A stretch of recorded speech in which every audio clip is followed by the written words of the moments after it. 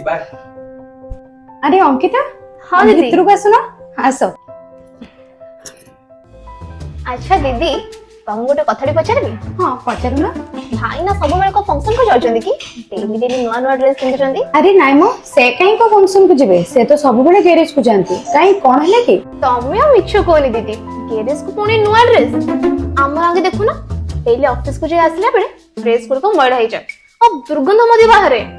यांकर भी को नुआ ड्रेस नुआ, से गैरेज जाके आसला बेले को ड्रेस गुडा करू मैला और सेथिरु दुर्गंध बाहरे। किंतु मु यूज करे इकोलाइन मेटिक रो लिक्विड डिटर्जेंट और ता सहित इकोलाइन फैब्रिक रो सॉफ्टनर।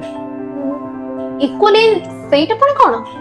एटा होची इकोलाइन मेटिक रो लिक्विड डिटर्जेंट। अच्छा दीदी इटा यूज केम करबा? एहा को यूज करबा अति सहज। जानिछ एटा को आमे बिफोर वाश रे यूज करबा। केवल किछि लिक्विड रे कपड़ा रे थिबा दाग और मैला को इजीली क्विक रे सफा करे।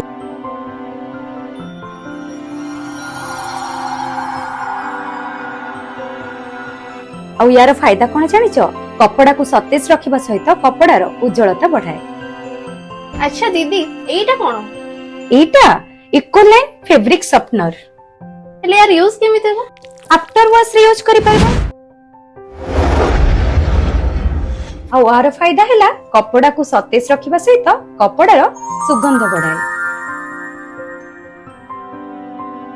अरे वाह साटा तो पूरा बढ़िया सफा गला। बहुत बढ़िया मध्य सुगंध होछ। आज ठारो मु भी इकोलाइन यूज करबी। तो आपण माने काहे डेरी करूछंती? आपण भी इकोलाइन यूज करंतु आ सुगंध रे मजा नियंतु।